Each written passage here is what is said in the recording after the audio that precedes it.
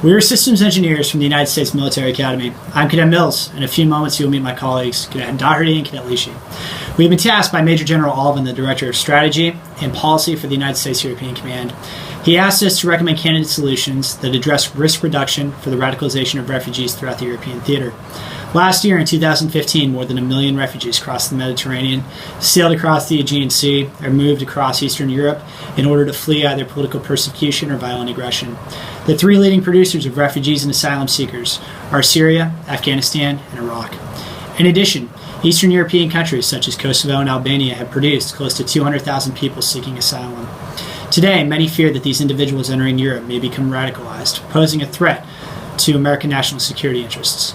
To combat this problem, we were told not to limit any possible solution to a military perspective, but rather to consider what might be implementable by EUCOM or the DoD as a whole. Through painstaking research and analysis, we determined that EUCOM must prevent undocumented immigrants from entering its area of responsibility, as well as providing aid and assistance to those seeking asylum. Ultimately, we developed 3 candidate solutions. First, empower independent non-governmental organizations. Second, create a better asylum screening process. Third, provide humanitarian aid via troops to nations receiving refugees. First solution, we propose that EUCOM strengthens and reinforces non-governmental organizations that provide basic necessities such as food, water, and shelter to refugees that are fleeing persecution in war zones. Furthermore, this solution proposes providing intelligence support to EU agencies screening refugees. Finally, this solution would not require the deployment of American troops. According to a document from the Research and Development Corporation, also known as RAND, quote, conditions such as overcrowding, hunger, poverty, and local crime certainly risk refugee alienation and can increase general violence. End quote. As a result, this lack of bare minimum essentials necessary to survive can lead to additional problems that may drive refugees to become radicalized. As a result, we argue that by supporting NGOs that provide humanitarian aid, we can eliminate the underlying conditions that create violence, in turn creating radicals. Specifically, we propose supporting NGOs like the International Rescue Committee. The IRC was created in 1942 and was a result of 2 smaller refugee assistance organizations merging together. As an 11,000-person organization in 40 different countries, they run hundreds of relief programs that include water distribution to civilian protection to an emergency response unit that provides aid to those living in the worst conditions. It is across the full arc of crisis. We propose that EUCOM would provide funds to the IRC as well as other refugee-supporting organizations who are trying to improve the living conditions of refugees and those seeking asylum in Europe. EUCOM would place restrictions on this funding. NGOs may not use this money to support operations outside of EUCOM's area of responsibility or to support organizations that do not provide humanitarian aid to refugees. At the same time, we suggest that EUCOM should provide intelligence support to EU agencies. The benefits of this course of action would be discussed later in our second option. Furthermore, this solution would not require EUCOM to deploy troops in either combat role or humanitarian aid role. The drawbacks of the solution are as follows. First, not every dollar spent by EUCOM would correlate directly to a dollar spent on refugees. Some NGOs use only 70 to 80% of every dollar to support their efforts towards refugees, while the other 20 to 30% goes towards administrative costs, salaries, etc.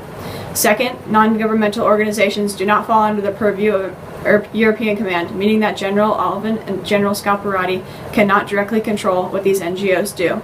Third, this solution would require close coordination with other parts of the American government, such as the State Department, the White House, and Congress. All these groups must work with one another to secure funding for this proposal. For cost, we estimate that this solution would cost approximately $231 million every year. According to one refugee organization, it costs $925 per refugee to provide them with food, water, and housing. The EU has spent roughly $744 million, so EUCOM would need to spend close to $230 million to meet the needs of refugees. Over the course of a 4-year period, it would cost over $1 billion. In short, this solution may not be feasible unless organizations outside of EUCOM's area of responsibility take action to address other conditions that lead to refugee radicalization. They must end the conflicts that create refugees.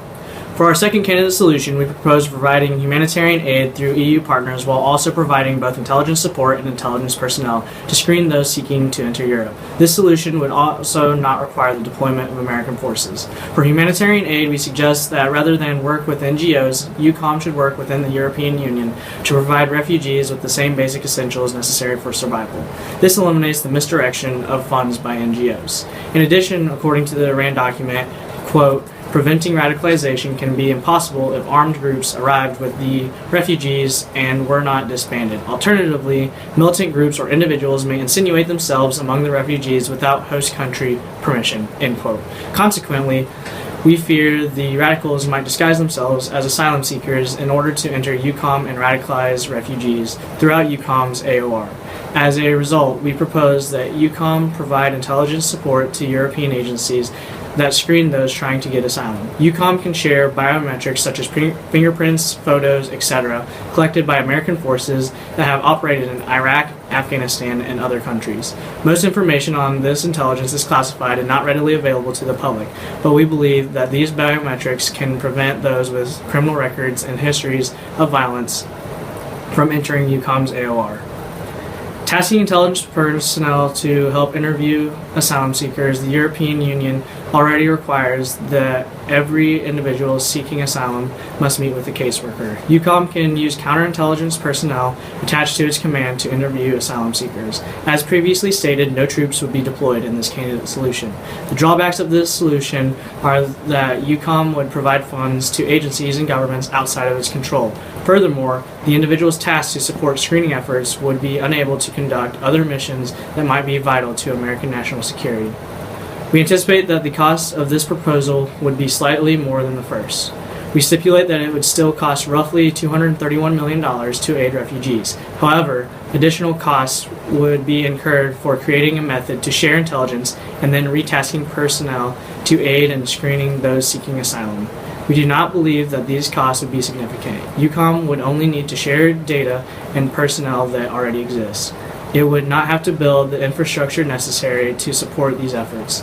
Like the first solution, this possible option may be expensive in the long run. It too would cost over $1 billion over the course of 4 years. The third solution focuses on providing basic necessities through NATO. In addition, we contend that this solution would require us to provide intelligence support while also requiring EUCOM to deploy a brigade throughout Europe to provide humanitarian aid to refugees. By deploying troops, we believe that EUCOM can leverage these units to build refugee camps, medical facilities, etc., while also providing security in those same areas. Alongside elements of NATO, EUCOM can directly provide the humanitarian aid that would be delivered by either NGOs or through the European Union. We argue that a brigade-sized force can travel throughout Western and Eastern Europe and countries that are currently hosting refugees, using engineers to build the infrastructure necessary for refugees to survive and thrive. At the same time, military police or even infantry units can be leveraged to provide security at the camps. As there are brigades that are already tasked to conduct joint exercises with NATO and EU forces, these troops can be tasked to conduct this mission. In addition, the solution would also provide intelligence support to those screening refugees and asylum seekers. It would not, however, provide intelligence personnel to help interview those who are hoping to enter Europe. The cons associated with this solution are the following. First, troops tasked to perform this mission cannot provide another mission. In short, the Army would have one less brigade to send to Afghanistan, Iraq, or elsewhere in the world. Second, EUCOM would have to request this deployment from the President. Politically, it may be difficult for the President to authorize its deployment. Few Americans wish to see American troops deployed in a purely humanitarian capacity to Europe. We believe that the solution would cost roughly $3.8 billion a year. This is based on how much it costs for the United States to deploy a brigade to Iraq or Afghanistan. Furthermore, we add the anticipated cost of providing humanitarian aid that was discussed in the first and second candidate solutions. Like both of the previously discussed candidate solutions, this one is equally expensive. In conclusion, we have determined 3 possible solutions to preventing refugee radicalization: empowering non-governmental organizations, creating a better asylum-seeking process, and providing humanitarian aid to European countries accepting refugees with troops. We believe that through these candidate solutions, EUCOM will be able to make a significant impact on reducing the risks of refugees becoming radicalized. Further details regarding our proposal, including how we derive these possible solutions, can be found in our paper entitled Reducing Refugee Radicalization.